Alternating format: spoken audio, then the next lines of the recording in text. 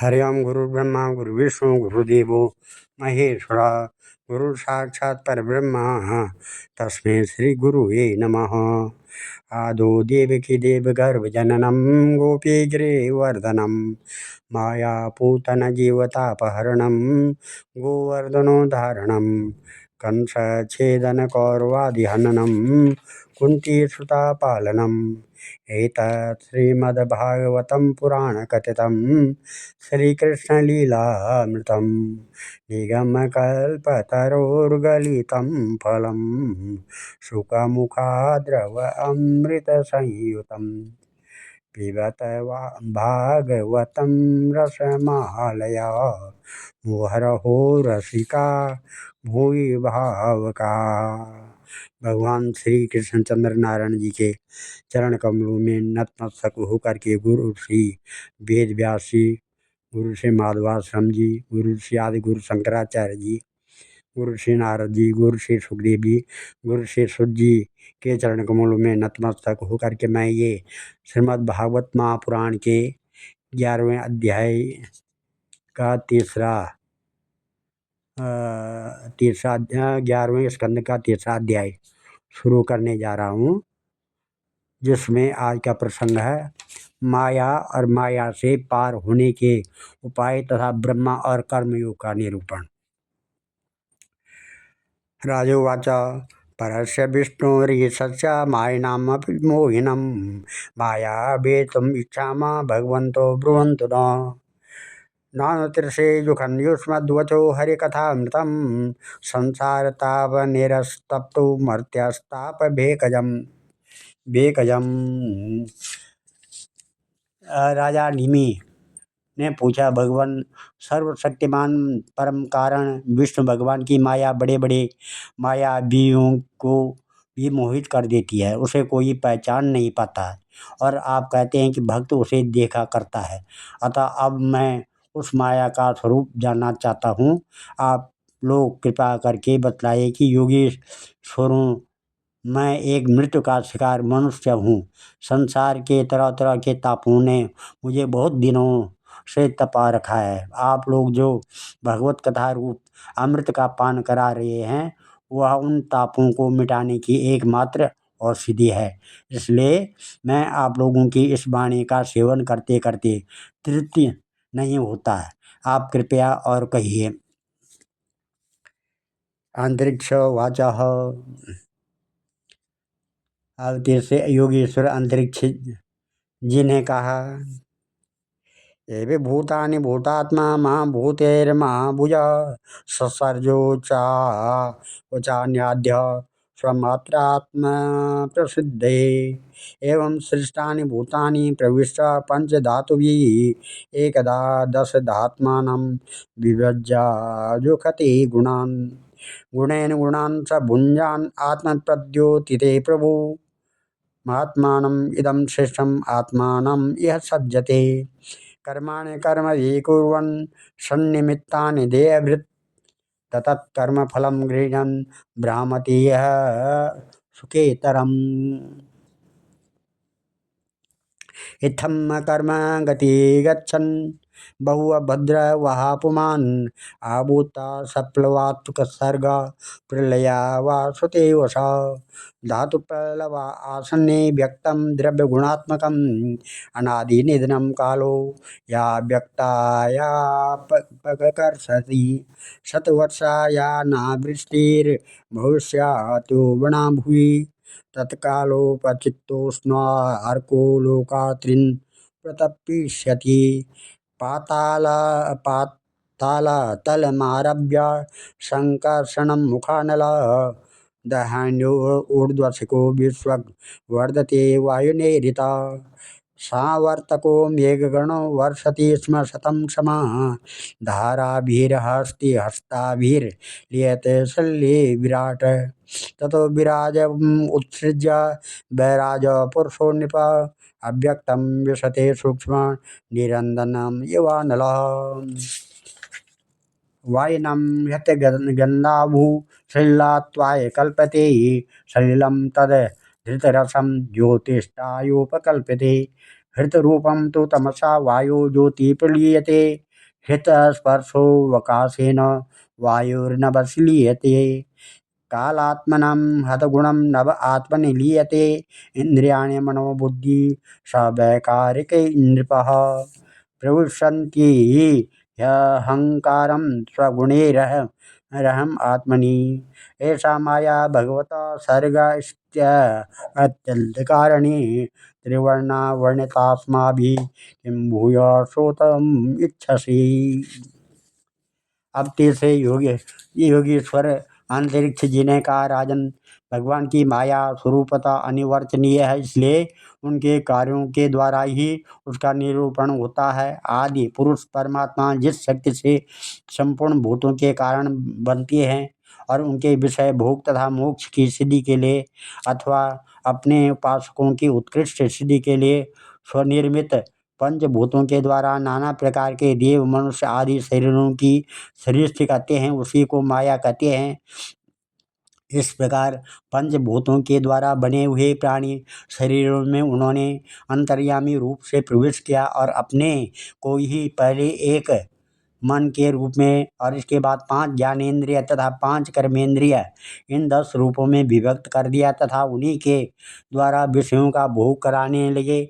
वह देह अभिमानी जीव अंतर्यामी के द्वारा प्रकाशित इंद्रियों के द्वारा विषयों का भोग करता है और इस पंचभूतों के द्वारा निर्मित शरीर को आत्मा अपना स्वरूप मानकर उसी में आसक्त हो जाता है। यह भगवान की माया है। अब वह कर्मेंद्रियों से सकाम कर्म करता है और उनके अनुसार शुभ कर्म का फल सुख और अशुभ कर्म का फल दुख भोग करने लगता है और शरीरधारी होकर इस संसार में भटकने लगता है। यह भगवान की माया है। इस प्रकार यह जीव ऐसी अनेक अमंगलमय कर्म गतियों को उनके फलों को प्राप्त होता है और महाभूतों के प्रलय पर्यंत विवश होकर जन्म के बाद मृत्यु और मृत्यु के बाद जन्म को प्राप्त होता रहता है।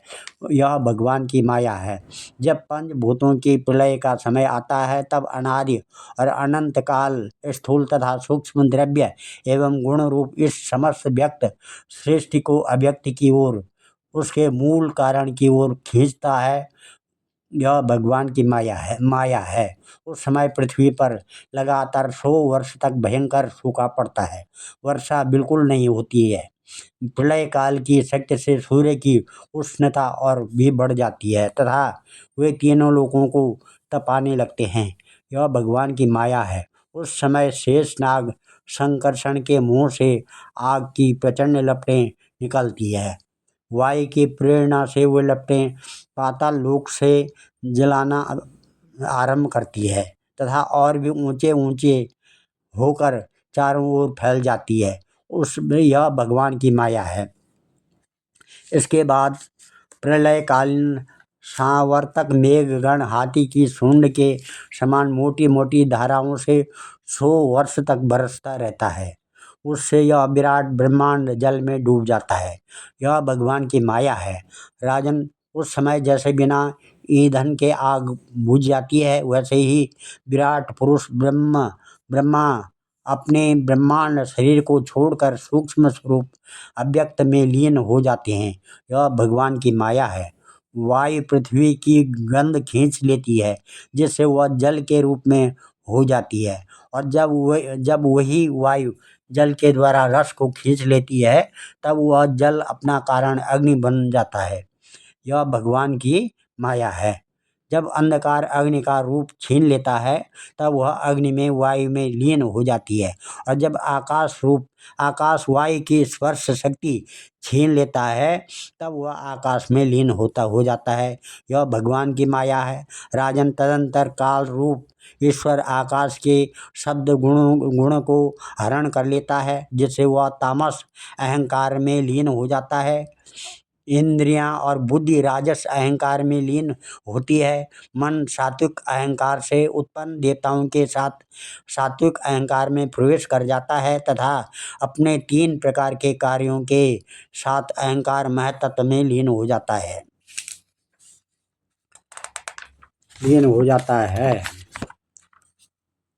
महतत्व प्रकृति में और प्रकृति ब्रह्म में लीन होता है। फिर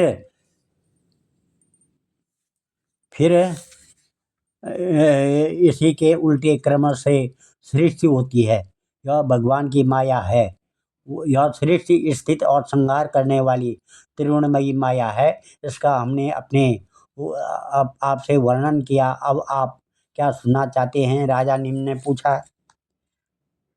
यथेताम ऐश्वरी माया दुष्करा कृतमात्मभिः तत्यंच स्थूलदेहो महर्ष इदम अच्युताम।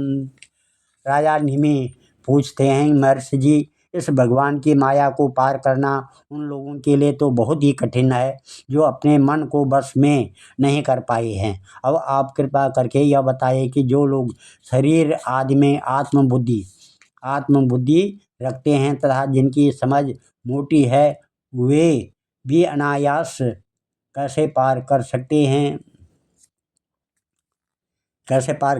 हैं? तो प्रबुद्ध वाचा, प्रबुद्ध कहते हैं, कर्मण्यायारभमाणं दुःखहत्ये सुखाय च परसेतापाक विपर्सायां मिथुनानि चारणं जगन्नृणां नित्यार्जितेन वित्तेन दुर्लभेनात्मन् मृत्युना गृहपत्यात्म पशुभिः का प्रीति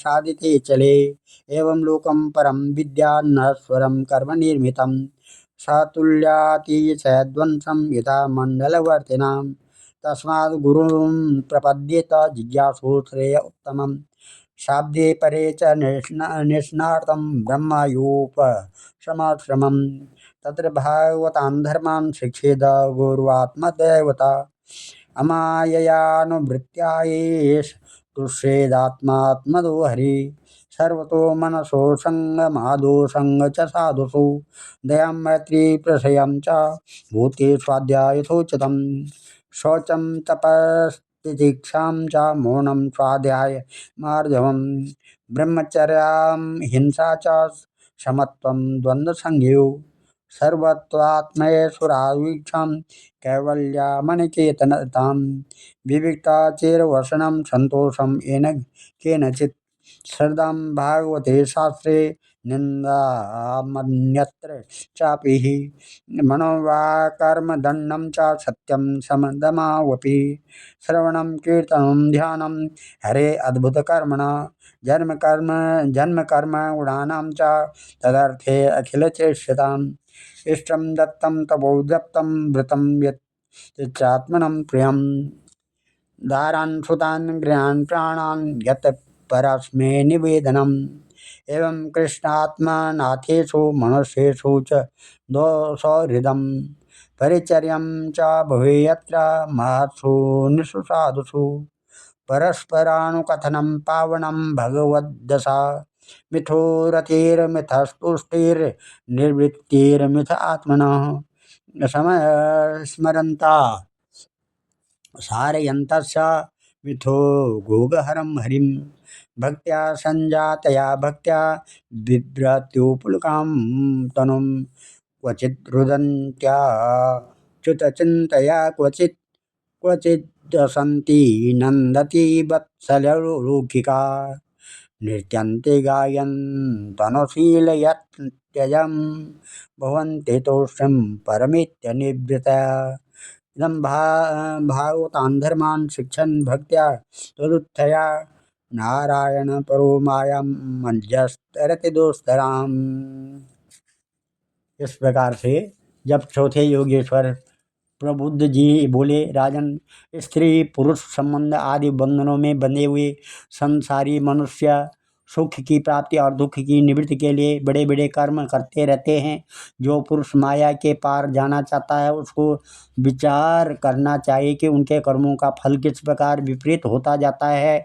वे सुख के बदले दुख पाते हैं और दुख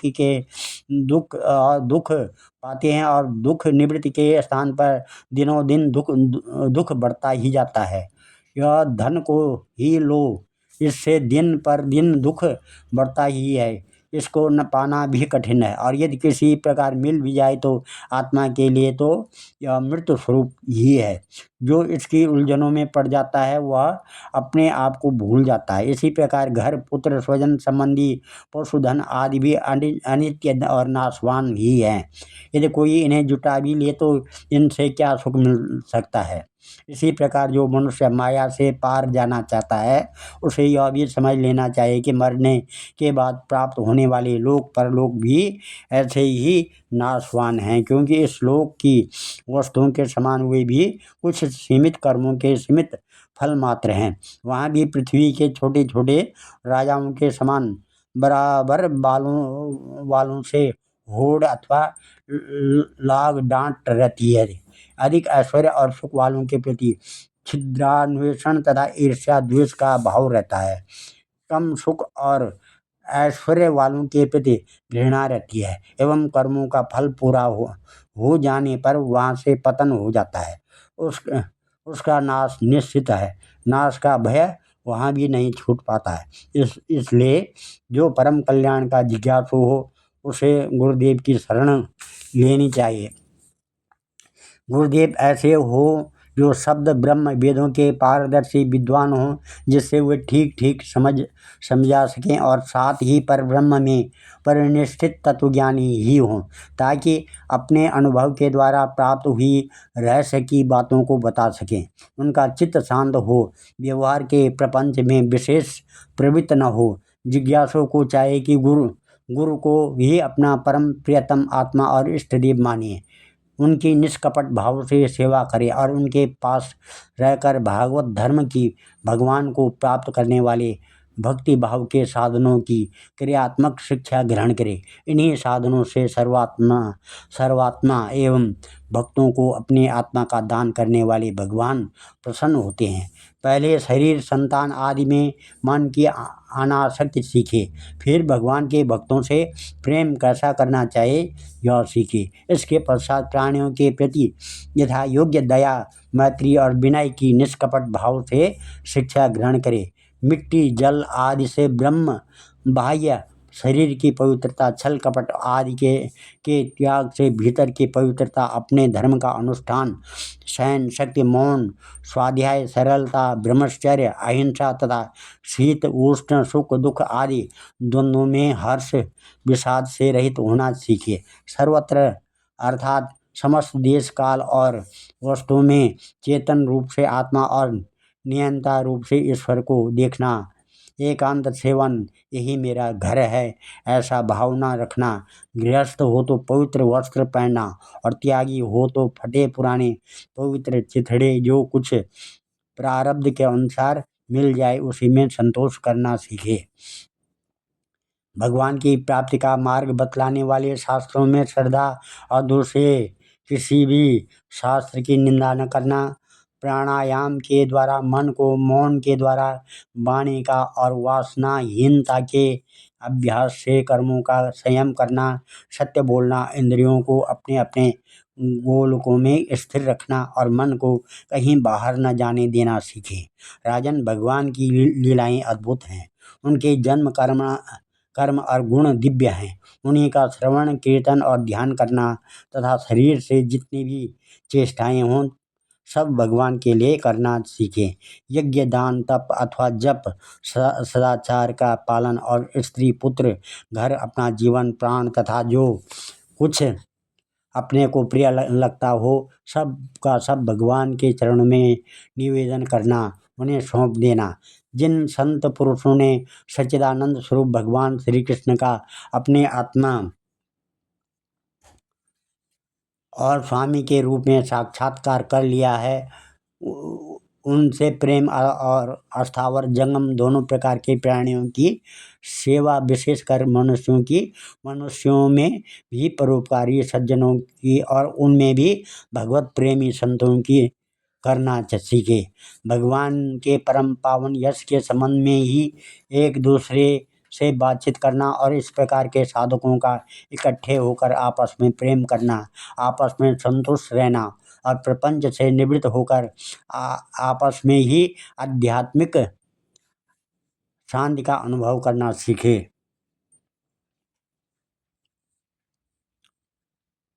राजन, श्री कृष्ण राशि राशि पापों को एक क्षण में भस्म कर देते हैं। सब उन्हीं का स्मरण करें और एक दूसरे को स्मरण करावे। इस प्रकार साधन भक्ति का अनुष्ठान करते करते प्रेम भक्ति का उदय हो जाता है और वे प्रेमोद्रेक से पुलकित शरीर धारण करते हैं। उनके हृदय की बड़ी विलक्षण स्थिति है। कभी कभी वे इस प्रकार चिंता करने लगते हैं कि अब तक भगवान नहीं मिले, क्या करूं, कहाँ जाऊं, किससे पूछूं, कौन मुझे उनकी प्राप्त करावे। इस तरह सोचते सोचते वे रोने लगते हैं। तो कभी भगवान की लीला की स्फूर्ति हो जाने से ऐसा देख कर कि परम ऐश्वर्यशाली भगवान को गोपियों के डर से छिपे हुए हैं, खिलखिलाकर हंसने लगते हैं।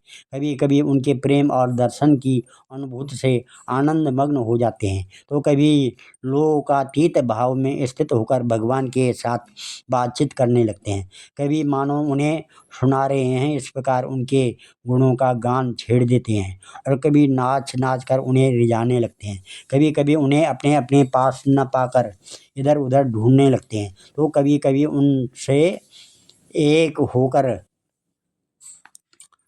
उनकी सन्निधि में स्थित होकर परम शांति का अनुभव करते और चुप हो जाते हैं।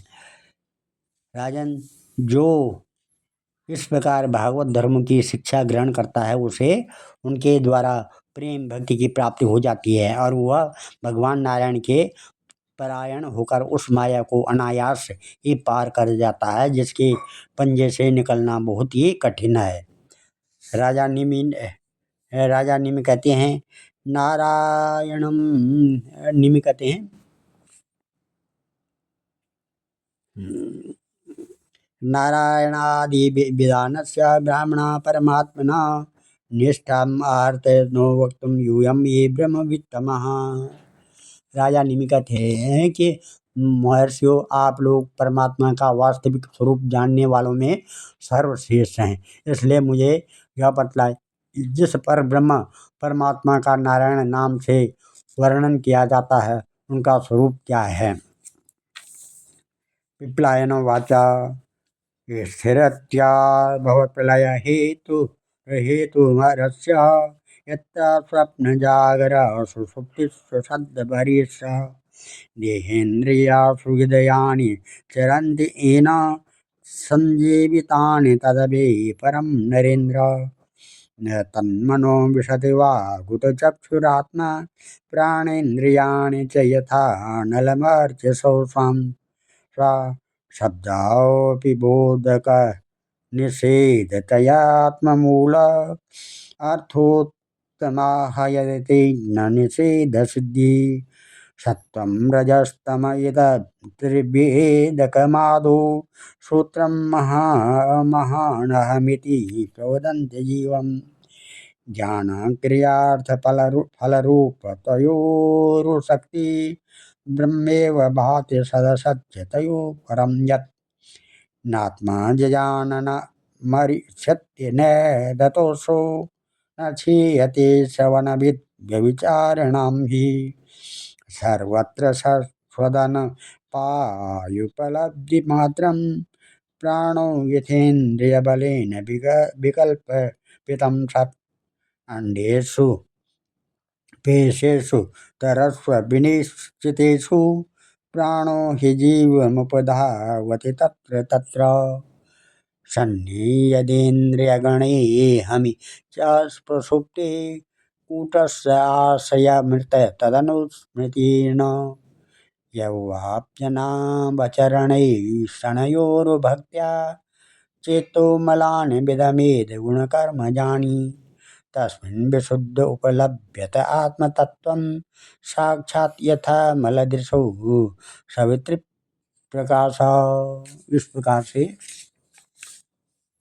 अब पांचवें योगेश्वर पिप्पलायन जी ने कहा, राजन, जो इस संसार की उत्पत्ति, स्थिर और प्रलय का निमित्त कारण और उपादान कारण दोनों ही हैं, बनने वाला भी है और बनाने वाला भी है, परंतु स्वयं कारण रहित है, जो स्वप्न जागृत और सुषुप्ति अवस्था में उनके साक्षी के रूप में विद्यमान रहता है और उनके अतिरिक्त समाधि में भी ज्यों का त्यों एक रस रहता है, जिसकी सत्ता से ही सत्तावान होकर शरीर, इंद्रिय, प्राण और अंतःकरण अपना अपना काम करने में समर्थ होते हैं, उसी परम सत्य वस्तु को आप नारायण नारायण समझिए।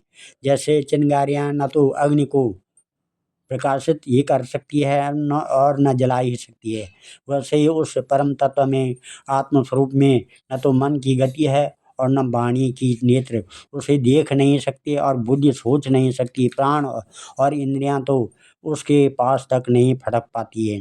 नीति नीति इत्यादि श्रुतियों के शब्द भी वह यह है कि इस रूप में उसका वर्णन नहीं करते, बल्कि उसको बोध कराने वाले जितने भी साधन हैं उनका निषेध करके तात्पर्य रूप से अपना मूल निषेध का मूल लखा देती हैं। क्योंकि यदि निषेध के आधार की आत्मा की सत्ता न हो तो निषेध कौन कर रहा है, निषेध की वृत्ति किस में है, इन प्रश्नों का कोई उत्तर ही न रहे। निषेध की ही सिद्धि न हो। जब सृष्टि नहीं थी तब केवल एक वही था। सृष्टि का निरूपण करने के लिए उसी को त्रिगुण सत्व रज तममयी प्रकृति कहकर वर्णन किया गया है। फिर उसी को ज्ञान प्रधान होने से, महतत्व क्रिया प्रधान होने से, सूत्रात्मा और जीव की उपाधि होने से अहंकार के रूप में वर्णन किया गया है।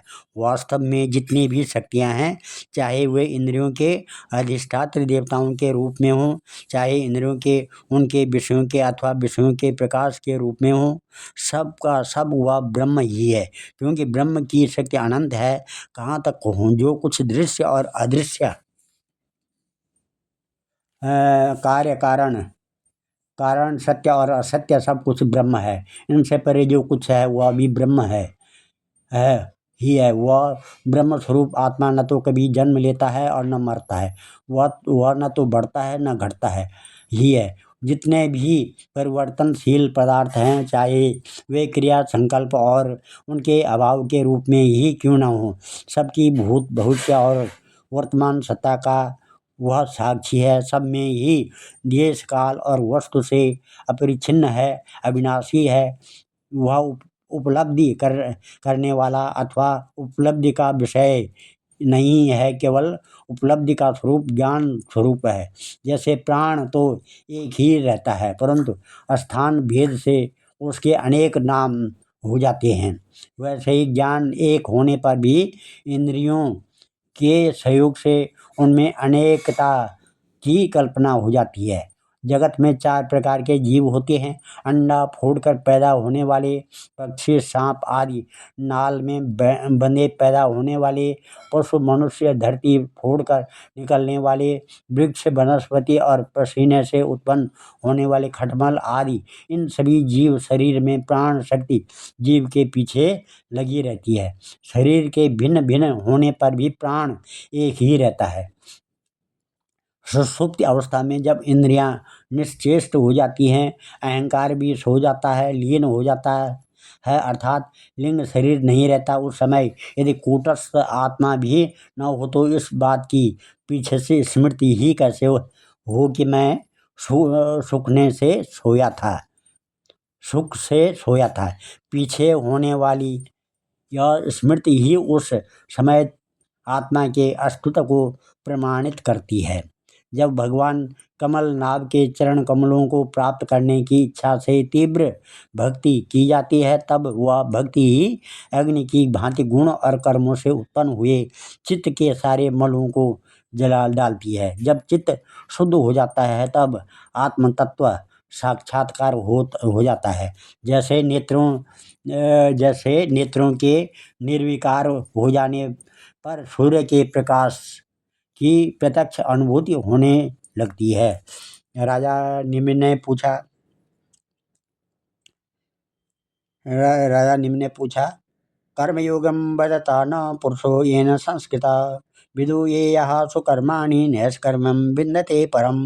एवं प्रश्नमृषीन् पूर्वं पृच्छं पितुरन्तिके न ब्रुवन् ब्राह्मणपुत्रा तत्र कारणम् उच्यताम्। राजा नीम ने पूछा, योगीश्वरों, अब आप लोग हमें कर्मयोग का उपदेश कीजिए, जिसके द्वारा शुद्ध होकर मनुष्य शीघ्र परम नैष्कर्म्य अर्थात कर्तृत्व कर्म और कर्म फल की निवृत्ति करने वाला ज्ञान प्राप्त करता है। एक बार यही प्रश्न मैंने अपने पिता महाराज इक्ष्वाकु के सामने ब्रह्मा जी के मानस पुत्र सनकादि ऋषियों से पूछा था, परंतु उन्होंने सर्वज्ञ होने पर भी मेरे प्रश्न का उत्तर न दिया। इसका क्या कारण था, कृपया करके मुझे बतलाइए। अब छठे योगेश्वर आविर्होत्र जी ने कहा, कर्म कर्म विकर्मेति भेदावादो न लौकिक भेदस्य चेश्वरात्मा तत्र मुह्यन्त सूर्य परोक्षवादो वेदोऽयं बालानाम अनुशासनम् कर्म मोक्षाय कर्माणि विदते यागदं यथा नाचरेत् यस्य वेदोक्तं समयज्ञो जितेन्द्रियः विकर्माणं या धर्मेण मृत्युमुपैति स वेदोक्तमेव कुर्वाणो निसंगोऽपि तम् ईश्वर नैष्कर्म लभते सिद्धिं रोचनार्थं फलश्रुति य आशो हृदय ग्रंथिं निर्जिहीर्ष्व परमात्मनः विधिनोपचरेद्देवं तंत्रोक्तेन च केशवं लब्धानुग्रह आचार्यात्तेन संदर्शितागमम् महापुरुषाभ्यर्थे मूर्त्याभिमतयात्मना शुचि सन्मुखामासीन प्राणसम्या नादिवि पिंडम विशोध्य संन्यास कृतरक्ष अर्चिध्वरिम अर्चादो हृदय चापि यथा लब्धोपचारके द्रव्यक्षित्यात्मलिंगानि निष्पाद्य प्रोचे च वसन् पाद्यादीन उपकल्पाथ सन्निधाप्य समाहित हृदयादिभिः कृतन्यासो मूलमन्त्रेण चार्यत। अब राजन, कर्म शास्त्र भेद अकर्म निषिद्ध और विकर्म भेद का उल्लंघन, ये तीनों एकमात्र वेद के द्वारा जाने जाते हैं। इनकी व्यवस्था लौकिक रीति से नहीं होती। वेद अपौरुषेय है, ईश्वर रूप है, इसलिए उनके तात्पर्य का निश्चय करना बहुत कठिन है। इसी से बड़े बड़े विद्वान भी उनके अभिप्राय का निर्णय करने में भूल कर बैठते हैं। इसी से तुम्हारे बचपन की ओर देखकर तुम्हें अनाधिकारी समझकर सनकादि ऋषियों ने तुम्हारे प्रश्न का उत्तर नहीं दिया। यह वेद परोक्षवादात्मक है। यह कर्मों की निवृत्ति के लिए कर्म का विधान करता है। जैसे बालक को मिठाई आदि का लालच देकर औषध खिलाते हैं, वैसे ही औषध मतलब दवाई, वैसे ही यह अनभिज्ञों को स्वर्ग आदि का प्रलोभन देकर श्रेष्ठ कर्म में प्रवृत्त करता है। जिसका अज्ञान निवृत्त नहीं होता, जिसकी इंद्रियां बस में नहीं हुए, वह यदि मन माने ढंग से वेदोक्त कर्मों का परित्याग कर देता है तो वह विहित कर्मों का आचरण न करने के कारण विकर्म रूप अधर्म ही करता है। इसलिए वह मृत्यु के बाद फिर मृत्यु को प्राप्त होता है। इसलिए फल की अभिलाषा छोड़कर और विश्वात्मा भगवान को समर्पित कर जो वेदोक्त कर्म का ये अनुष्ठान करता है, उसे कर्मों की निवृत्ति से प्राप्त होने वाली ज्ञान रूप सिद्धि मिल जाती है।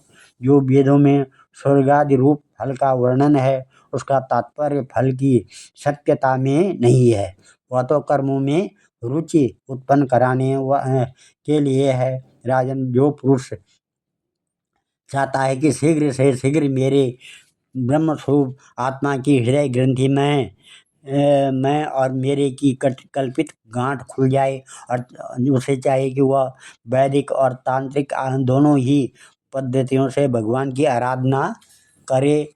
पहले सेवा आदि के द्वारा गुरुदेव की दीक्षा प्राप्त करे, फिर उनके द्वारा अनुष्ठान की विधि सीखे, अपने को भगवान की जो मूर्ति प्रिय लगे, अभिष्ट जान पड़े, उसी के द्वारा पुरुषोत्तम भगवान की पूजा करे। पहले स्नान आदि से शरीर और संतोष आदि से अंतःकरण को शुद्ध करे। इसके बाद भगवान की मूर्ति के सामने बैठकर प्राणायाम आदि के द्वारा भूत शुद्धि नाड़ी शोधन करे। तत्पश्चात विधि पूर्वक मंत्र देवता आदि के न्यास से अंग रक्षा करके भगवान की पूजा करे।